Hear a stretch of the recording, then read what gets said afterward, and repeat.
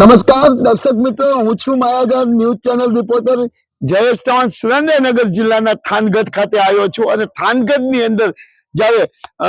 નગરપાલિકાની ચૂંટણી યોજાવા જઈ રહી છે ત્યારે થાનગઢ નગરપાલિકાની ચૂંટણીની અંદર ભારતીય જનતા પાર્ટીના 28 ઉમેદવારો નગરપાલિકાની ચૂંટણીની અંદર ઝંપલાયું છે અને જ્યારે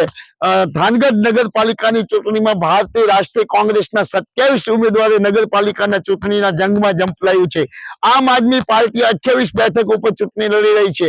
અને જ્યારે બસપા 9 ઉમેદવારો ચૂંટણી લડી રહ્યા છે અને થાનગઢની નગરપાલિકાની ચૂંટણી 16 તારીખના દિવસે 16 તારીખને યોજાવાની છે। આ ચૂંટણીમાં જ્યારે થાનગઢના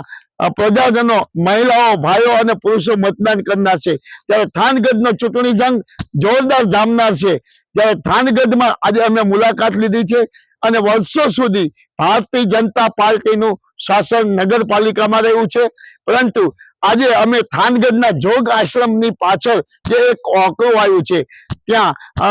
જે ગંદુ પ્રદૂષિત પાણી વહી રહ્યું છે અને કાદવ કીચડ સામ્રાજ્ય છે અને ત્યાં ગંદકી પણ આપ જોઈ શકો છો ફેલાઈ રહી છે અને લોકો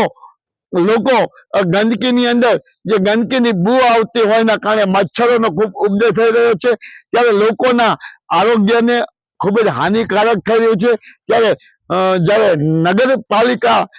નગરપાલિકાનો વહીવટદાર થાનગઢ મામલતદાર કરી રહ્યા છે, પરંતુ આ જે ગટર છે, ખુલ્લી ગટર છે, ત્યાં પાણી વહી રહ્યું છે તે ખૂબ જ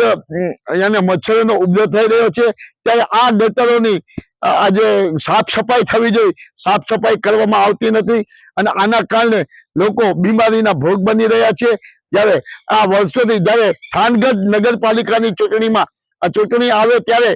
નેતાઓ થાનગઢની પ્રજાની પાસે જતા હોય છે અને અનેક વચનો, અનેક વાયદાઓ આપતા હોય છે અને થાનગઢની જનતાને હથેળીમાં ચાંદ પણ દેખાડતા હોય છે અને ચૂંટણી પત્યા પછી થાનગઢમાં નેતાઓ દેખાતા નથી। ચૂંટણી ટાણે નેતાઓ દેખાય છે અને જનતાના પ્રશ્નો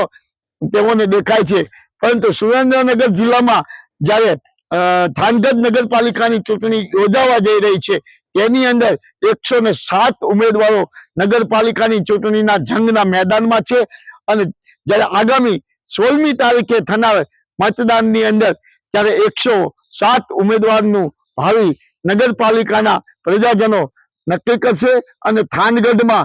જ્યારે ચારે બાજુ ગંદકીનું સામ્રાજ્ય છે ત્યારે થાનગઢ નગરપાલિકાના વહીવટદાર, મામલતદાર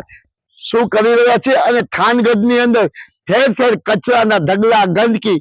થઈ રહી છે અને આજે આ જે ગંદકીના કારણે લોકો બીમાર પડી રહ્યા છે। ખરેખર થાનગઢના જે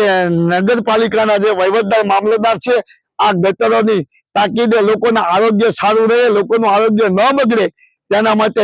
વહેલામાં વહેલી તકે આ ગટરોની સાફ સફાઈ પણ કરાવી જોઈએ। માયાજાર ન્યૂઝ, જયેશ ચૌહાણ, સુરેન્દ્રનગર।